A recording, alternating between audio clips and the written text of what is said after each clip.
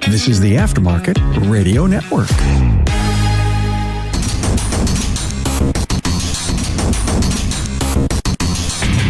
Welcome, everyone, to yet another episode of Diagnosing the Aftermarket A to Z. I am Matt Fonslow, and tonight we are graced with the presence of not only Brian Pollock of Wilco Auto Care, but also Jeff Barnes, who both of us are still trying to figure out who he is. I'm just kidding. Jeff Barnes is diagnostician, programmer, Swiss Army knife for L1 diagnostics and programming, correct, sir? Yes. That's as much as we know about him. Other than that, very mysterious. Well, before we get too deep into this, let's take a moment to thank our sponsor, Napa Auto Tech Training. Napa Auto Tech offers 3-hour virtual technical classes that can be accessed from the comfort of your home. To find out what courses are available, go to napaautotech.com and click on the Napa Auto Tech class calendar link. All right, guys, welcome to the podcast. Really, welcome back. Yeah, thanks for having us. All right, Jeff, this is your idea. This is my idea. Okay. So Brian and I were talking the other day on Messenger, and I got to noticing that there's a lot of information being spewed on Facebook and other platforms, I'm sure, between shop owners and shop management companies. And, it's so much information. It's a lot to take in, and it's not tailored to anything at all. And so we deal with it on the automotive side, on the technician side. There's a lot of information that gets thrown around out there. But it usually pertains to a certain vehicle, and certain vehicles have, you have a VIN number that is the guidebook of the vehicle that says this car is this year. It came with these options, with this engine.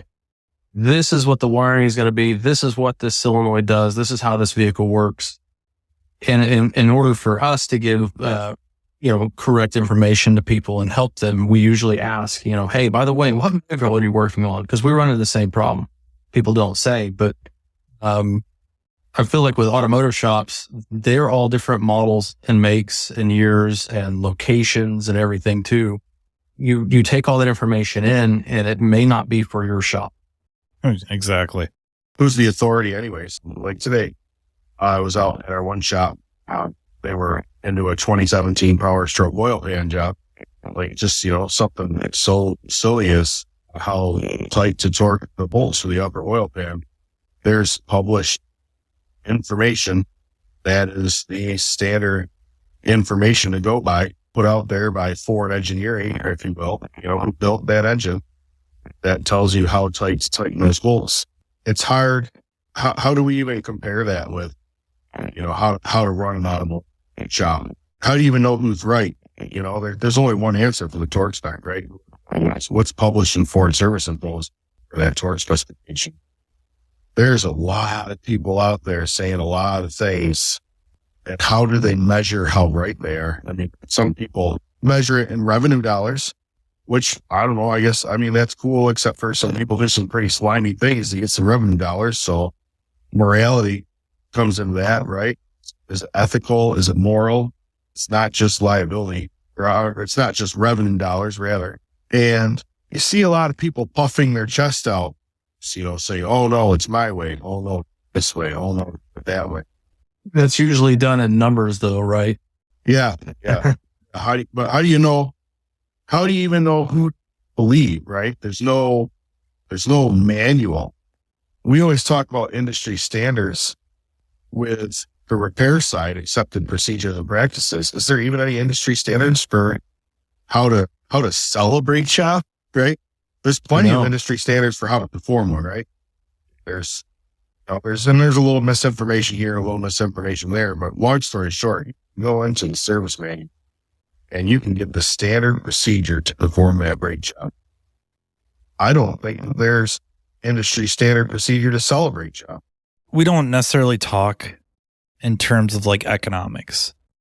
You know what I mean? Like if we're going to take a baseline fundamentals, it's pretty rare to hear about basic economic theory. Something that I've harped on for a while or brought up is most most of us have no idea what kind of a service we're providing.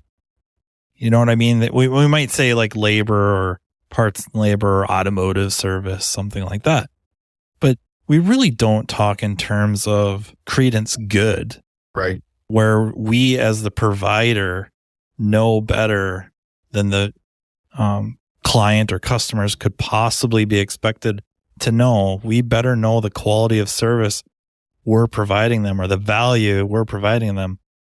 That's right out of the gate. Like that's as basic as it gets. And that's just not terminology we use. Yeah, certainly. Yeah, I agree. I think the trickiest part is how do you separate information from the bad information, right? And I think that's a lot what Jeff and I have been talking about a little bit is, there's no written standard throughout the industry for it. And I mean, I think maybe it's preposterous to think anybody can even get there. I can hop on any shop owner or shop management. There's just, a third of the people are doing it this way, a third of people are doing it that way, and the other third are still working in the day trying to figure out how to make the brakes work on the car. You know what I mean? Right. But after being on the road for the last 6 months and being in pretty much every shop that I can get a flyer into, I've realized that, different business practices can work even 5 miles away. Sure. You may not agree with it, but as long as their customers are taken care of and happy and they're doing their thing, then why would you take that and go, look how successful they are? You need to do the same thing. And it's not like with cars, you have, like you said, you have set ways with things, but I feel like with automotive shops, you need to pick, you need to choose before you go out searching for information. You need to choose what model and make your business is going to be Sure. or that it is, Yeah. Hey, I am I don't do heavy diagnostics. I tend to do a lot of maintenance. I do a lot of quick repairs. I do a lot of tires. We're almost, kind of like the Firestone model or something like that. So you go on and you ask advice from somebody about, we have this car in here. It's doing this weird thing. We've put all these parts on or whatever. And they're trying to, you need to hire a diagnostician. You need to do this. You need to do that. And yes. Okay. I would say yes, because I'm a diagnostician, but I mean, for that business model, it doesn't make any sense. Absolutely. I've said that for years. But shop owners knowing where to draw the line is really difficult. And they usually get down a really bad path and they can't get back. And then they're asking online. There's just all this information being thrown about, and it's a waste of time and energy because you're telling them you need this. And in reality, they need to stop what they're doing and do what they're good at. Yeah. That's a major problem because even I have told shops on there, you need to hire a diagnostician, yes and no. After being in some very successful shops around me, maybe not, maybe that's not their, but they've got, like I said, they've got to learn where to draw the line at because you can just kill your customer base real quick. The hiring the diagnostic guy is tricky, right? Have you ever, I talk to a lot of people and I get to see a fair amount of things. Do you ever see what happens to a shop that hires a diet guy? Do you ever see what happens to a 3 or a 4 bay shop that hires a diet guy? So what happens is the shop has got, let's say it's a 3 bay shop. They have 3 bays and they have 2 technicians in 3 bays, for example, right? Or the amount of bays doesn't matter. We'll just say a lower volume shop. And what happens is they've got some solid technicians. These guys can, they can do alignments, they can hang front end parts, they can hang brakes, they can hang exhaust, super efficient, tune-ups, Well, what happens is they get hung up on these cars. And guys get hung up, guy blows, on a Chevy pickup truck, it's got an EVAP code. Just because it's got an EVAP code, he hooks a smoke machine up and he can't find a leak in the smoke machine. Or he hooks a smoke machine up, spends 15 minutes doing that, and he finds out it's throwing out the vent hole, right? Something that the smoke machine never needed hooked up to figure that out. And, orders a bent solenoid, puts the thing in, it does the same thing because the wires broke 6 inches up to connect it because they don't know how to actually diagnose it. It's in the shop. So the shop owner or manager or foreman or whoever decides, I need a diagnostic. And most decent diagnostic guys nowadays are really not interested in working flat rate. So they pull this guy in there. He's working hourly. Well, this shop owner thinks he's got all sorts of diag work because every time they got to diagnose something, it's 2.5, 3, 4 hours and multiple long parts are thrown at it. Well, this dude has 4 cars to do a day. It takes him 18 minutes a car. He got a diag guy who's getting paid hourly, who's working 2 hours a day. And, that's where the sour feelings start. It's no good for anybody. The diagnostic guy gets salty because he doesn't feel like doing mechanical work. He's there hourly, so the shop owner is making him do mechanical work. The shop owners get a little salty because the guy's not flat rate. So, he's not, doing backflips across the shop with, dueling impact guns, cranking hours out. And it's all because it's no good for anybody. It costs the shop owner a ton of money to bring him on to come do 2 hours a day. Usually they end up parting ways. And it's all because that shop decided not to stay in their lane at the end of the day. It happens often. You really see it happen often. As soon as somebody's like, oh, yeah, I found the shop. They're looking for a diag guy. And I'm like, how big is it? Like, oh, yeah, it's a little 4-bay on the corner. I'm like, unless they've got a diagnostic guy who's leaving to go somewhere else, this is an all new position. And it happens. It's nobody's fault per se. It's just the nature of the beast. Everybody thinks, oh, I need this. Come to find out, maybe they didn't spend a ton of time training on electrical diagnostic work and spend a ton of time, doing drivability diagnostic training, sending guys out, whatever. And they think that there's just all this black magic that's happening out there. And a guy comes in, instead of using the codes as the part numbers, he just grabs his test light, hits a button on the scan tool, and sees the test light lights up, and instead of putting random parts in, decides that he needs to just find a wire. It happens quite often. And that's a prime example, and I've done the same thing, Jeff. I've been like, oh, if you want to do diagnostics, you need to not have, strut hangers. You need to probably get a diagnostic guy, but I'm guilty. I don't ask the person, all right, how big's your shop and how many diags are you a week? The reality is, unless you're getting into serious brain benders, a guy that's on location that doesn't have to drive anywhere can knock out 4, 5, 6, 7, 8 diags a day, depending on what they are, without too much issue. There's guys that are driving around that are stopping at big collision shops and doing 4 and 5 at one stop, that are doing 13 cars a day sometimes. It's very hard to tell somebody what they need for their shop without in their shop. And I've been on the receiving end of that too. Well, what you do is this. And it's like, yeah, that's not here. Right. Diagnostic guy gets salty because he doesn't feel like doing mechanical work. He's there hourly, so the shop owner is making him do mechanical work. The shop owners get a little salty because the guy's not flat rate. So, he's not, doing backflips across the shop with, dueling impact guns, cranking hours out. And it's all because it's no good for anybody. It costs the shop owner a ton of money to bring him on to come do 2 hours a day. Usually they end up parting ways. And it's all because that shop decided not to stay in their lane at the end of the day. It happens often. You really see it happen often. As soon as somebody's like, oh, yeah, I found the shop. They're looking for a diag guy. And I'm like, how big is it? Like, oh, yeah, it's a little 4-bay on the corner. I'm like,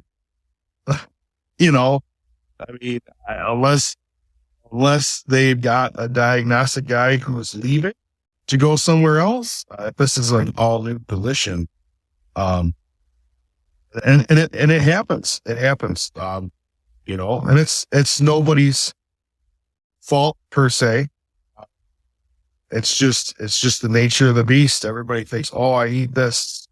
And, it's come to find out, maybe they didn't spend a ton of time training on electrical diagnostic work and spend a ton of time, doing drivability diagnostic training, sending guys out, whatever.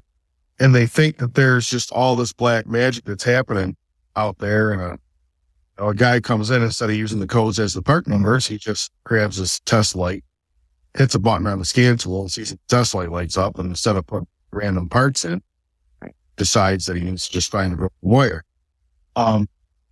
It happens quite often. And that's a prime example, and I've done the same thing, Jeff. I've been like, if you want to do diagnostics, you need to not have, strut hangers. You need to probably get a diagnostic guy, but I'm guilty. I don't ask the person, all right, how big's your shop and how many diags are you in a week?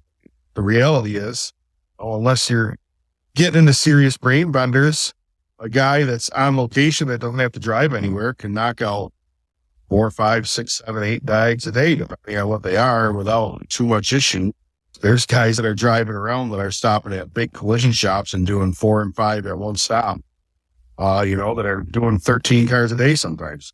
It's very hard to tell somebody what they need for their shop without in their shop. And I've been on the receiving end of that too. It was this. And it's like, yeah, that's not here. I mean, that's one of the reasons why I don't want to own a shop, is because I feel like being a tech is a lot easier. Not so much as the stress level. I mean, obviously that's a whole lot easier, but I have service information to fall back on. Sure. For everything. Yeah. Proven testing methods, service info. But if you own a shop and you have a problem, you're like, I've got this problem technician. What do I do? There's not like a manual you can go to and go, okay, well, your shop is transactional based. We've been there. I got this guy who's a problem. What do I do? Get rid of him. Can't.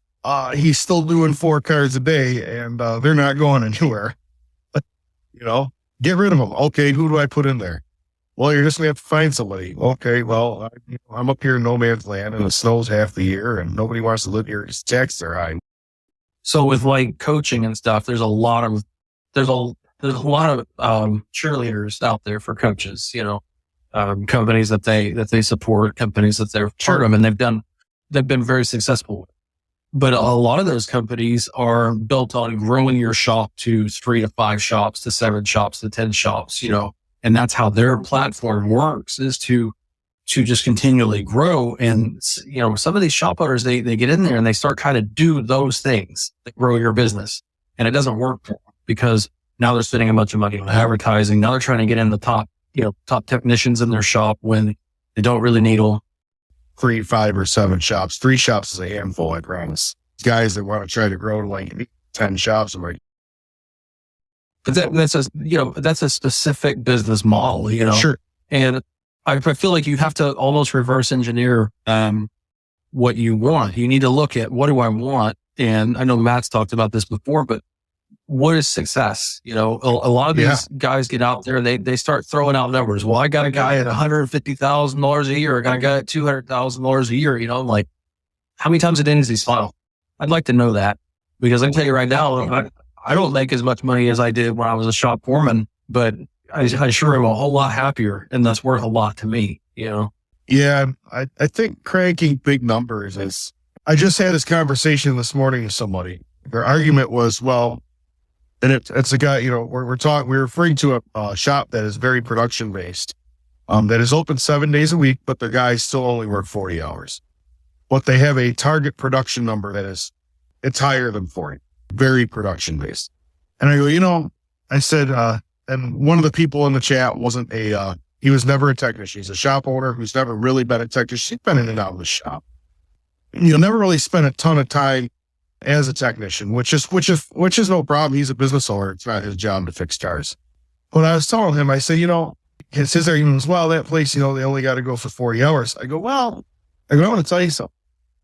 I said, if you got a guy working a 40-hour schedule, and you're like, I need you to turn 65 hours a week, right? And you do your part. You have your front end tidied up so he can do that, and you have the parts there on time, everything else. I said, you're still not doing the guy a favor. I said, he's stirring himself up during the week. He doesn't have that much left for his family on the weekends, and he's hurting his body as he does it. So, okay, it's working good for him in his 20s, a little bit less in his 30s, and he certainly doesn't have time, being exhausted from turning those 65 hours to take any college courses or anything like that after work. And then in his 40s, he's spending half of his time getting surgery consultations for different parts of his body. And the only skill set he's developed over the years, he can't even use to get himself to death. But you were doing him a favor, only making him work 40 clock hours. And that there's a fundamental flaw in the whole production thing. And I don't know how to fix it. But there's such a fundamental flaw in these shops that are like, oh, well, yeah, we need this many hours, Man, just freaking beat guys to death and then wonder why there's nobody left. Right. It's just a prime example of another. I mean, is there really a right way to run a shop? Did you have to ask that? Yeah. You're just talking about a different model. Yeah. If you find the right way and you write a book, you write service information on it, I will quit my job today and open a shop. Yeah. And I will run it because I'll just consult the manual and go, got to do this. I don't have the answers. I mean, our guys don't turn 60 hours a week. Doesn't happen in our shop. Some of our guys don't turn 40. I don't care. Some of our guys they're already making money. Yeah. Yeah. Some of our guys drop alternators and break radiators on jobs that we have to buy. Guess what? I don't care. I think I see in some of these groups, you have to be really careful. It'll really put a negative spin on your day when you read some of these things in these groups. And at the end of the day, you get into your shop and somebody breaks something and you're like, I'm all right, because I'm not one of them guys. I'm not going to run straight to Facebook and ask if I can make my technician pay for the alternator that was greasy, accidentally dropped it and they hit the radiator like he meant to or something. I think that some of these forums will put an excessively bad taste in your mouth with some of these things we read about shop ownerships.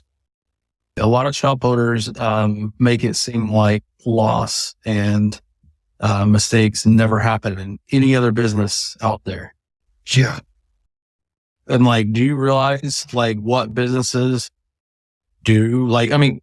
I've seen a guy rolling a pallet jack through Lowe's through where the appliances are, and he turns and blows the glass front door out of an oven. Are they going to pull him aside and say, hey, you need to buy that? No, they don't do that. They don't. Right. They don't say, hey, we're going to order the part and we're going to have you put it on. But you need to clock out when you do that. Yeah, they don't. That's the type of bad information that's getting thrown out there. That's the type of stuff you're talking about that should be, we should have, not regulation, but, we're the Facebook information reader when that stuff goes on, Barry. We're all the people that were all over the COVID-19 misinformation when some guy starts talking about making his guy clock out. Good job. I need that person. I don't know any business model where that would work. That's just bad information, no matter what. That's no business model that should fit in. I guess that's my point, though. Back to how do you fact check that information? For 98 years, the Napa name has meant quality parts and service. It also reflects top quality training programs to help you build a more successful vehicle repair business. No doubt, the technician shortage is impacting everyone, but you're not facing this battle alone. Napa has the solution by making Napa Autotech training available near you. Napa Autotech provides automotive aftermarket technicians career development opportunities through structured, disciplined, measured, and high-quality technical instruction, no matter the technician or service advisor's skill level. This instruction enhances understanding of vehicle systems, increases first-time repair capability, and overall customer satisfaction. It also prepares technicians to become ASE certified. It's a fact technicians who receive training to improve their knowledge and skills have a higher sense of job satisfaction. This reduces technician turnover and increases productivity, directly improving a shop's profitability. It is vital to the success of a shop's business that today's technicians are equipped to diagnose and repair today's complex vehicles. With our ever-changing technology, the technician's knowledge and skills need to be updated and refreshed on a regular basis.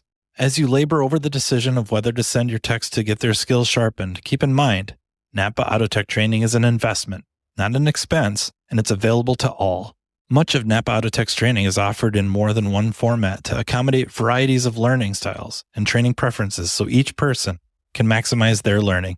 Whether you're more of a hands-on person or enjoy learning at your own pace, Napa Autotech is here to provide you with the training you need in the format that works best for you. To learn more about what Napa Autotech offers, contact napaautotech.com. How many shop owners do you know personally, or could you think of offhand, that have an accountant that they pay to do that job? Not just payroll, or maybe not just end of year taxes, but year round. An accountant that's they interact with once a week, a couple times a month, and go over P&Ls, stuff like that. Also have an insurance agent or two that they interact with regularly, and an attorney on retainer. Where some of these questions we're talking about, my tech dropped an alternator on a radiator, broke the radiator, and then the alternator crashed to the floor and broke the alternator. Can I charge my employee for that? Or can I make them finish the repair off the clock? Where if they called the attorney, that would answer that question right off the bat legally. Well, and because that does matter. I mean, in certain states. Absolutely. And that's not to forget that even if it is legal, doesn't necessarily make it right. Values are what people instill in. I got that from somebody else. That's a lesson that I learned. Morals and ethics are certainly questionable in that situation. Ethics, it's playing the long game. Is this a good tech? This is a good person. This is somebody I want in my business. Do I really want to punish them over this? That would come into play. How does it look to the other techs, the other employees, that I'm making this happen? Now, is this a really good move long term? If it's legal, I guess you can do whatever you want. But there's a lot of stuff that gets discussed where 100%. In that state, it's wildly illegal. Like, you can't do that. Yeah. Oh, you've done that? You're lucky to get away with it. How many times do we got to read about the 1099 employee online? Like, at what point does everybody realize that if you have a shop, that your business is auto repair, yep, you cannot 1099 somebody to work in your shop and do auto repair. Like, it's not how this works. No, that still happens around here a lot too. Yeah. Yeah. And it still happens. And how many of those people do you think know they're in violation? Or how many of them do you think, oh, well, so-and-so told me I can do that? I heard from this guy that owns Brand X that I can't do this, actually. There's a loophole. Okay, where's the loophole? Well, I don't know. There's so much misinformation out there. Right. On top of, so there's so much misinformation that's borderline malice, right? Misinformation is so bad, it's borderline malice. And then there's a ton of misinformation where it's not malice. People are literally trying to help each other out, but they don't understand issue X or whatever. And then you have misinformation where you don't know enough about that person's operation to answer the question. I mean, there's a lot of misinformation that's not malice. It's not, it's not that people are wrong. It's, whatever information they're giving might work great in their shop. They might have a super successful shop, depending on how you measure. They might have a shop that does a ton of revenue dollars. Like, oh, we'll only do this thing a certain way. And then you find out that, the dealer up the road does the same thing for half the price and whatever. Well, it's back to the diagnostic tech conversation where, should I be hiring a diagnostician? Sometimes the advice is like, yeah, you really should. They'll change your business. They don't go into details on like, okay, but you're going to have some patience. You're going to have to build. This guy's going to spend a lot of time staring at a computer screen, and you're about to spend a whole buttload of money on tools. You think this guy payrolls a lot? Strap in, buddy.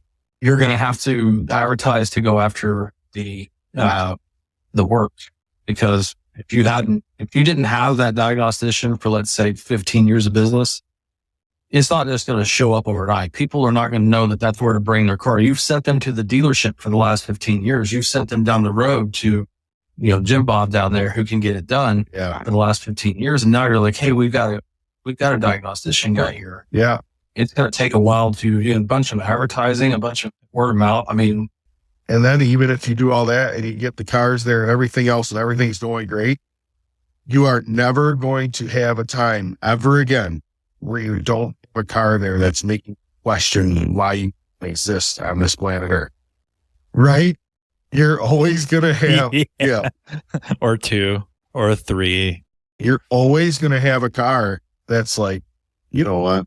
I think that maybe we should just sell this whole thing and mow grass next summer. It's always going to have a car in there. Like, am I hiring a Brian Pollock or a Jeff Barnes who, if I get some equipment, can kind of hit the ground running as long as the cars are there, right? Okay. So the proven skill sets that if I can get the cars to them, they're going to get efficiently and properly diagnosed. Or am I hiring or promoting, if you will, a younger, we'll just say a younger tech, but somebody that's showing signs and definitely has a lot of interest, but they're still going to have to grow into and evolve into this. And then what's the market look like? Is there a mobile diagnostic company that does really good work? Now I'm competing. And can I compete? What town are you in? I'm near Niagara Falls, New York. Okay. Yeah, Keith and I were talking about opening up there. So. Oh, yeah? We get a lot of flat tires up here, Jeff, it turns out. It's called L-1. It's L-1.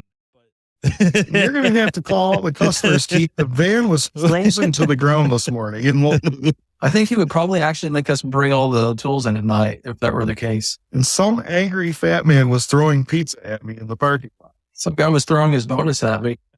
And then, like Jeff says, though, if they're hiring a Brian Pollock, they're hiring a Jeff Barnes, and they have the patience. They got money saved up to do this gambling, and they're going to go out.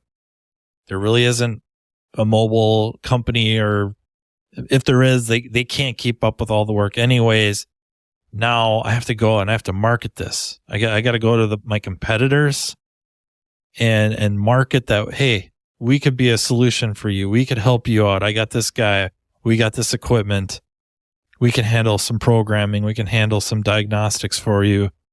We'll work out a deal, whatever that means, to win that business. And it's not just like hire the diagnostic guy and then, in 3 months, we're just going to be killing it.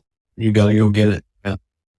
That brings up another thing is with advertising. I see a lot of people blurting out how they're going to advertise. I see a lot of people, a lot of shop owners go, hey, what's good advertising? Not just to find a tech. I see a lot of that.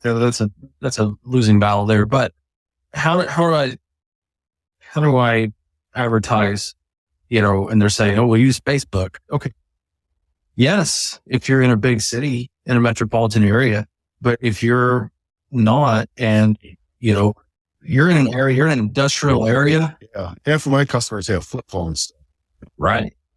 I mean, by far the best is your business card on one of those cork boards at the gas station and the greasy spoon. All the restaurants, man. The restaurant, you need your name underneath the acrylic clear coat on top of the dyer deal. Yeah. I have the code cracked for advertising out in the sticks. But I can't help people that are out in the city. First thing you got to do, you got to be able to fix the car. Then everybody tells their friends who can't get cars fixed that they got a guy who fixes the cars. And then you just gotta stroke the check to a guy with a dirt track race car once a year, and he sticks a big old Wilco sticker on the side of that sucker. He was just at our Christmas party. I actually called him our marketing manager. That's what I told my wife. Oh, this is Dave. He's our marketing manager. She's like, I've never heard about him. He drives the race car. But yeah, there's exactly that. Isn't that funny? That's awesome. Do you know how many advertising, how many advertising dollars, which I mean, they're paying me to do it, but do you know how many actual advertisements we've done in Oklahoma City? 0, because they wouldn't work. 0. Yeah, we don't advertise. We have no marketing budget. I mean, we sponsor a race car. But I'm telling you right now, there's shops in Oklahoma City, and Oklahoma City is bigger than you think. I mean, it's a pretty good size now. They got to spend $10,000 a month to get their phone to ring. And that's not an underestimate. That's probably about right. Yeah. Just because there's just so much, and you've got to be targeted, and I see a lot of there's a lot of use this person, use this company. And then like 6 months later, the same person is like, all right, I've been using this guy $1,200 a month, and people are in Tennessee are getting my ads. Our phone rings all the time with people trying to give us money. Ours rings all the time with more freaking cars. Every day. You can't, we have one of those ringers at our sandboard shop. We have one of those ringers on the wall out in the shop that like on Monday morning when I'm just not feeling it, I almost torn it off the wall. Wait, does it, when someone pulls into the drive, does it ding? No, just when the phone rings. Would you believe that not 3 miles from me, in the smaller town next to me, there is still a shop that has the bell, and they still do self-serve gas, and they still have the old grease pump hanging on the ceiling with the hoses, you know? We have a grease pump from our one shop. We have a grease pump. But That's awesome. no, this shop here, though, I was warned before I even started working for Keith, that if you ever go in there, you don't kneel down or touch the floor, because they've been dipping and spitting on the floor for the last 60 years in this shop. Well, it matches the bell ringer, minty. you know, so someone pulls in. That's amazing. There's everything out here, man. Everything. Oh, man. So like there's one market right there where 3 different advertising campaigns could possibly not work for 3 different shops, but could work for another 3 shops. That's a prime example because the market's so diverse. Yep. There's shops that swear by mail, by postcards. We still have a fax machine. That would not work. It hasn't worked. I mean, people don't even look at it before they use it to light the campfire. I know, but you know, they do. I mean, I see it all the time. People walk into these shops. I'm there. That's the thing. I am out of my my comfort zone. You know, now I'm everywhere now, and I see people walk down all the time, the flyer in their hand. I need to get this done. I'm like, holy crap! Let's spend money on that. You know, like one of our shops is in a small city, and I mean that's a prime example. What works at that shop does not work at our shop out in the sticks, and mostly vice versa. Like, can't. No, there's just certain things that have to be done certain ways when you're working in the shop in the city as far as dealing with customers. Like our shop that's closer to Niagara Falls is in a more rural area, and I mean there's people who bring their cars there that don't need a home. Like I had a Duramax the other day, and it was a limp mode or whatever. I didn't, and he dropped it off. I didn't need a phone call for a little bit more diagnostic time I needed. I didn't need a phone call to order the Knox tube sensor and install it. That would not fly. That's our shop in the city. If you're going to go spend $1,000 on somebody, like, there's got to be a phone call. And that's a prime example. I hear that all the time. People, that's something that was, until I spent more time at our shop in the city, that was a bizarre concept to me. I was always like, well, if they're dropping the car off, they want it fixed, right? And that was the clientele. And I'm going to put this in perspective here.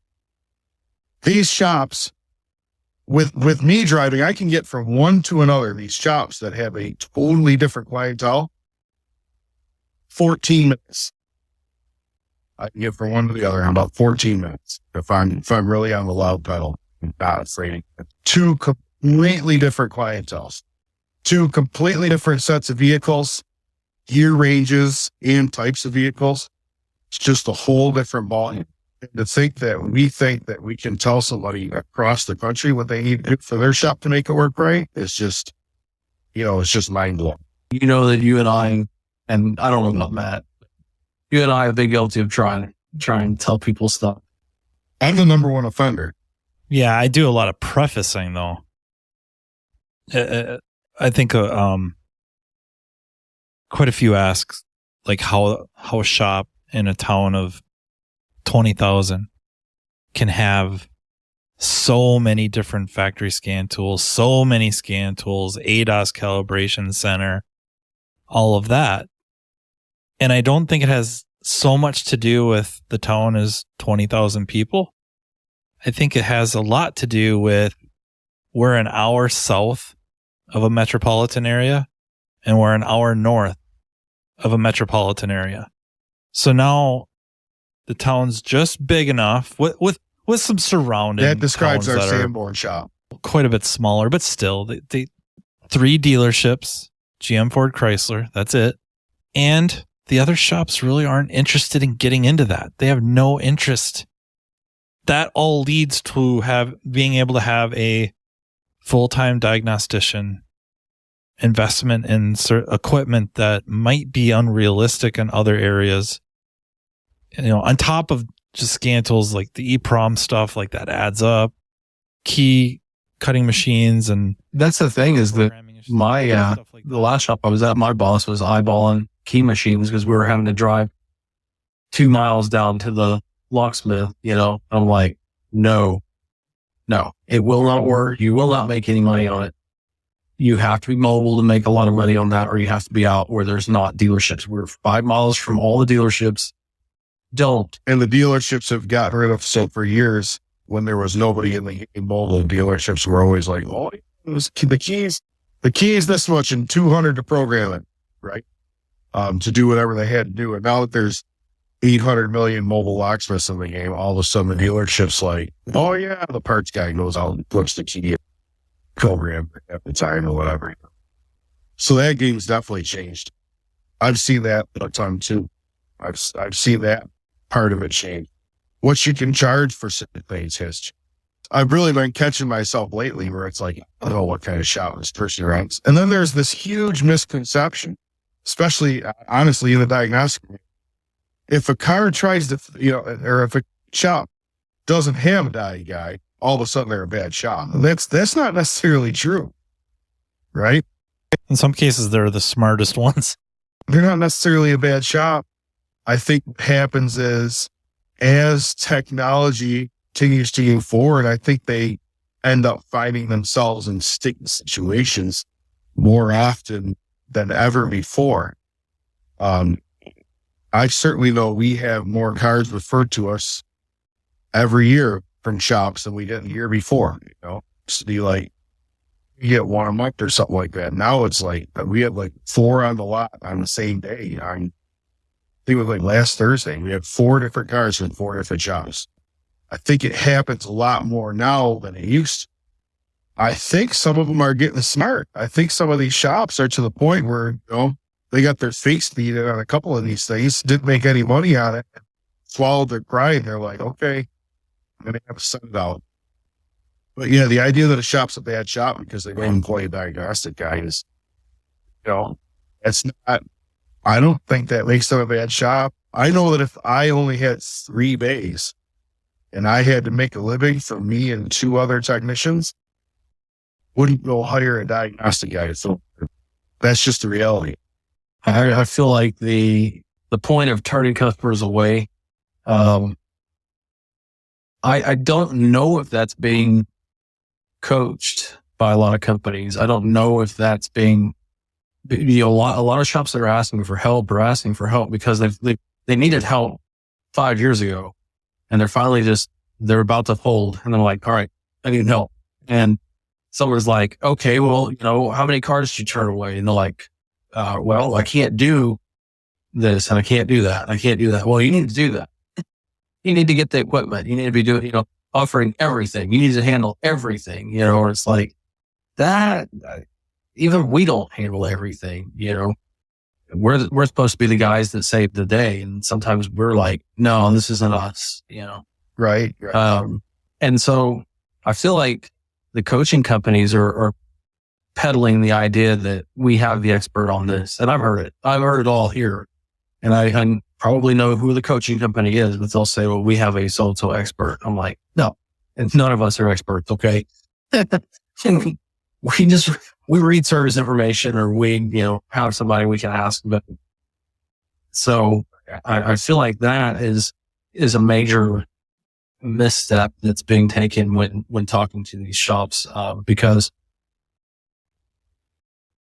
if your demographic is Euro cars and you're not working on Euro cars, and someone's telling you over the internet, like me, because it would be me, because I hate Euro cars. I'd be the one going, yeah, dog, you don't even work on Euro cars. It's a waste of time. It's a bunch of energy. They're a pain in the ass, when in reality, that's their demographic. They need those cars. That's what they need to be working on. Get the Chevy to the curb, the BMW in, and it's so hard to know. Step A, drain water. Step B. Yeah, they're huge money makers. They're huge money makers. I know what you mean. That's a great example of, just like you said, just telling somebody to kick the Euro cars to the curb. It's like, well, have we even asked what they're trying to specialize? Do we know what they have the tooling and equipment for, right? What a shop has tooling for at the moment, because, if the shop's in trouble, like you said, I think you're right. I think you're absolutely right. A lot of these shops are asking for help, needed help 5 years, and have their stuff. They didn't have stuff working that great 5 years ago, but they've been riding the booming economy, right?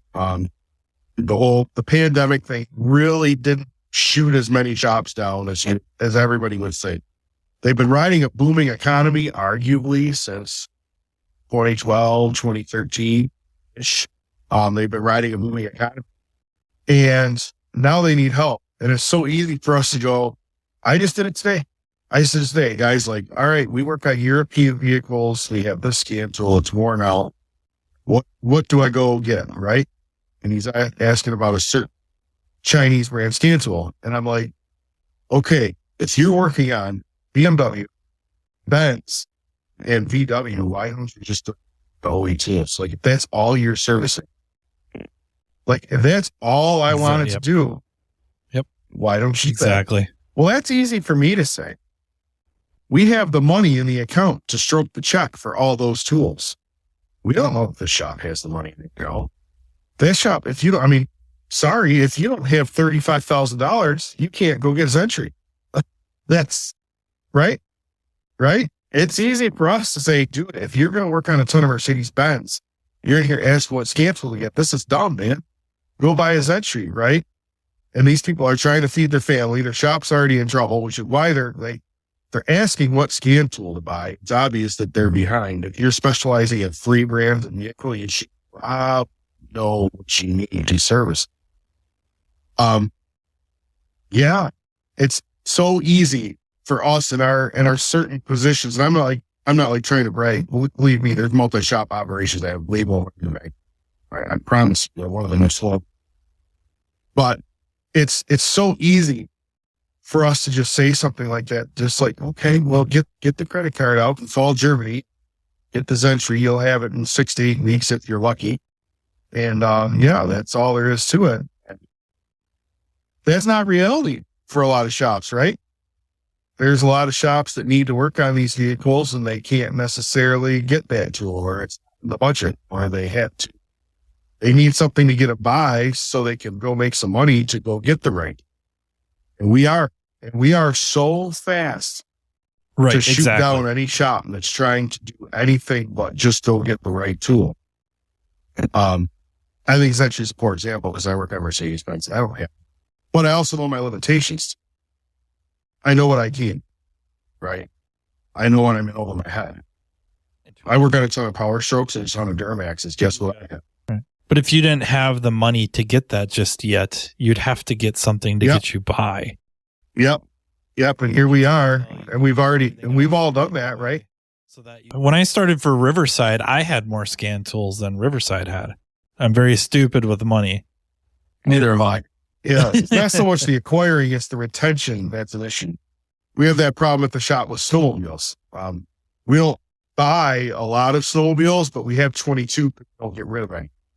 I was just in our fleet shop today, and there was 3 hiding over there in the front room that I didn't. Any Massey Fergusons or?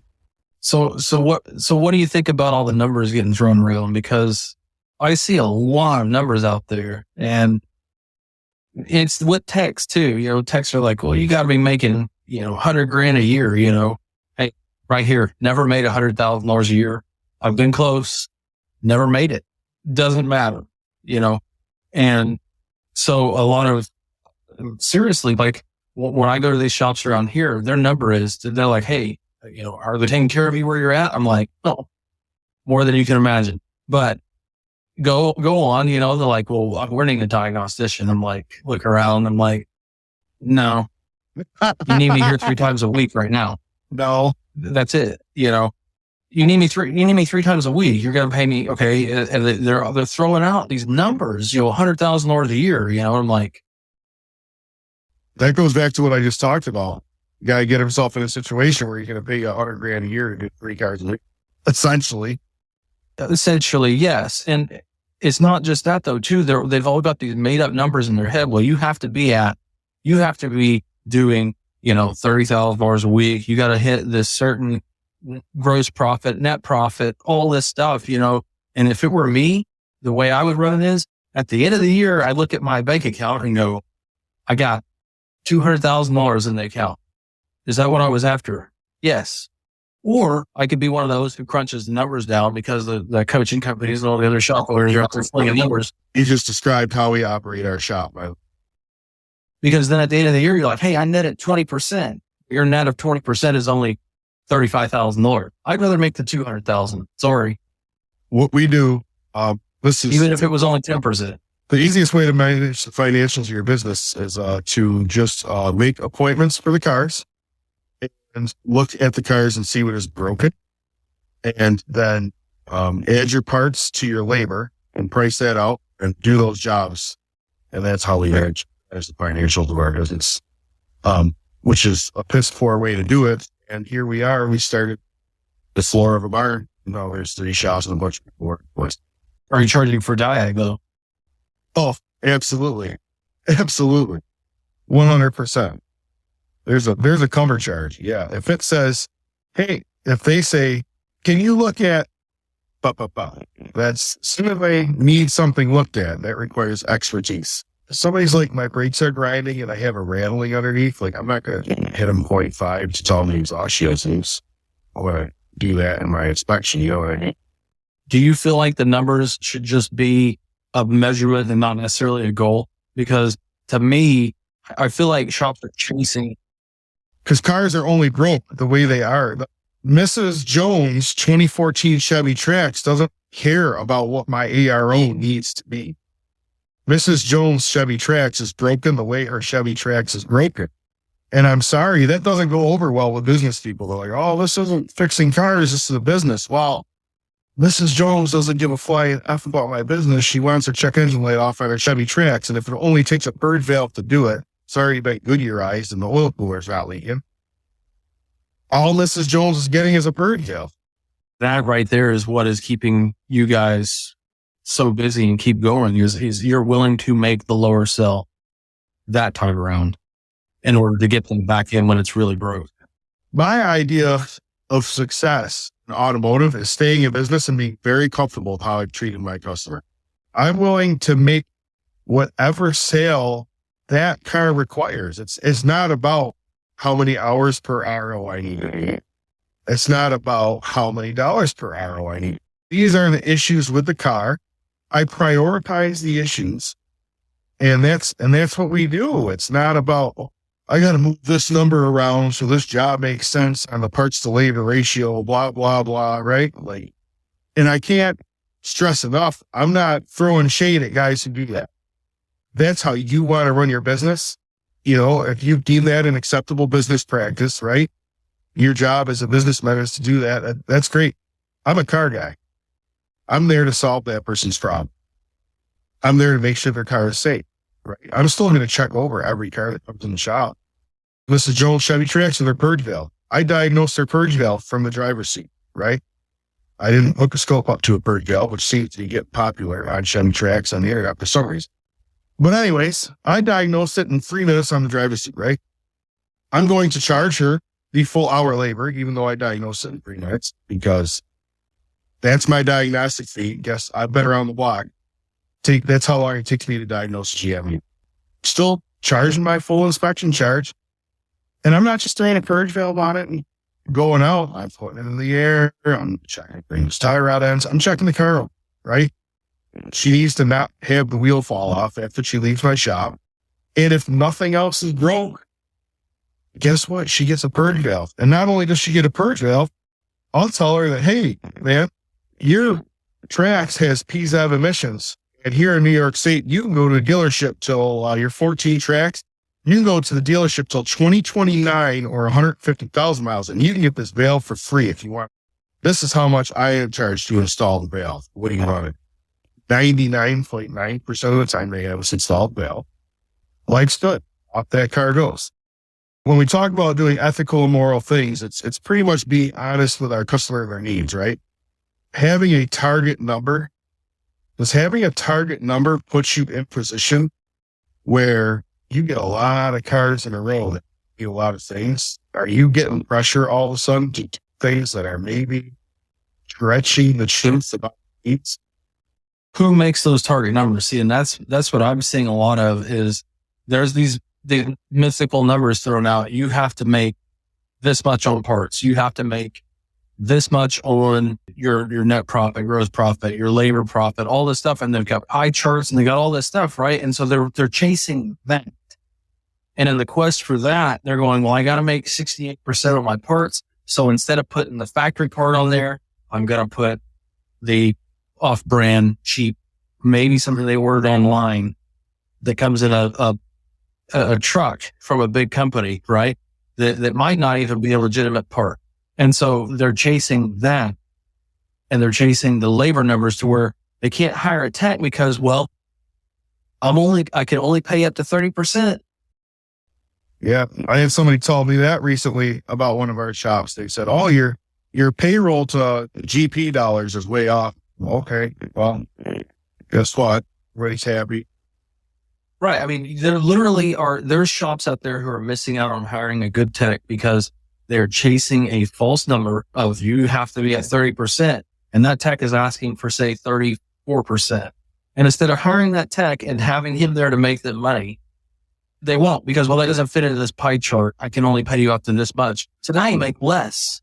I think it's looking at numbers, but not necessarily understanding what they really are. Because I think Jeff said something that's really important. Are certain numbers are for measurement. That's what they are. You're measuring something. They're not necessarily the goal. And I think sometimes we get benchmark numbers thrown out for numbers that are normally used as part of analyzing your business. We change it into a benchmark. So now it's a goal. You have however many techs that can work on 3 cars a day and they can bill 3 hours per car. That's 9 hours a day. And that's where it starts, right? It could almost cookie cutter. A lot of shops can't operate that way. Our shop can't operate that way.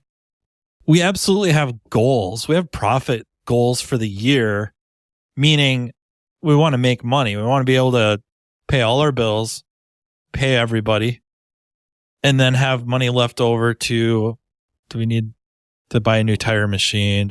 There's goals.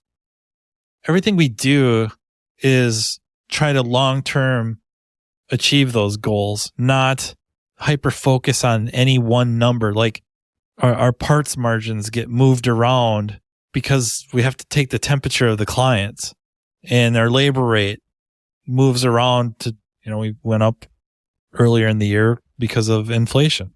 We had to. So stuff like that, I can't say like we're shooting for a specific average repair order number. Eventually kind of starts to work its way to whatever numbers it needs to be.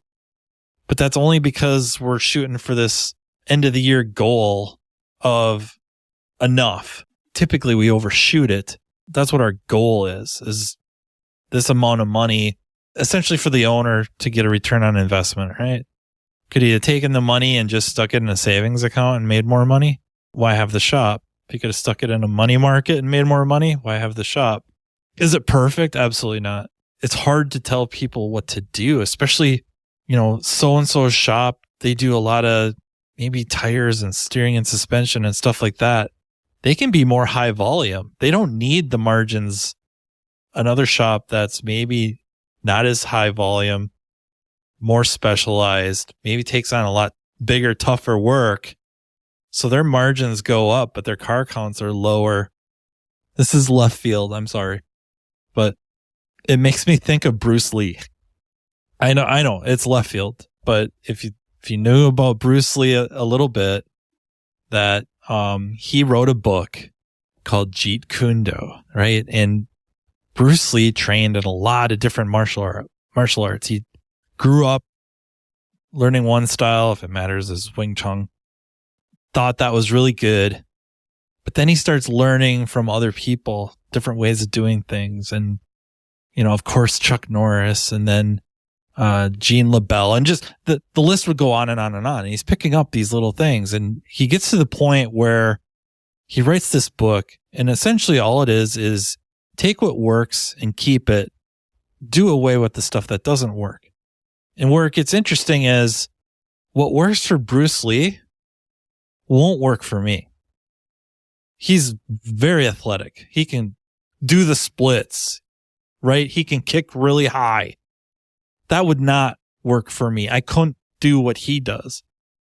But maybe because of, my size of being around 6 feet tall and my weight, there's certain things I could do that he wouldn't work so good for him because he's smaller stature and whatever.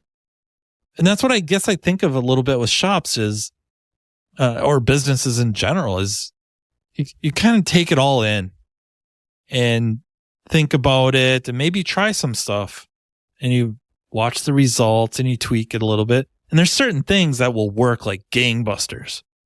And then there's other stuff won't work. And what works for your shop may not work for another shop. Why it works for yours, you may not even be able to explain it, but it works. And then something else that works like gangbusters for whatever, so-and-so, another shop owner, another business coach or whatever, you try it and in good faith, try it. It doesn't work. And nobody might be able to explain why. It just doesn't. Well, why keep doing it? Because it works for them. Move away. Find something that does work. That's what pops into my head. I talk to guys that do Chevy Traverse timing chain jobs because, it's 40-minute faster, right? That's great that it works for them, but I've eaten way too much pizza to go through that BS. I'm pulling the cradle bolts, jacking it up off there, and that's how I'm going to do that job. Like, it's faster this way. And it's like, but if I can't walk tomorrow, buddy. That's a great point, Matt. Ton of stuff that works for a certain shop. And you and I, we all know shops that do things a certain way. And, you always look at how they, and I really wish I could do it that way, or I could do this or that or the other thing, but you're like, I don't have the market for it. I don't have the people for it. Where I'm at in our business, I feel like the number one thing that I'm just focusing on, I honestly believe that we have a crew, we have a lot of young people. We have a lot of guys in their 20s. A lot. We have some guys that are even 20 yet. A lot of guys in their early 20s. That being said, I really feel like the best crew of people we've had in a very long time. And my focus is ARO. My focus is not this. My focus is 100%.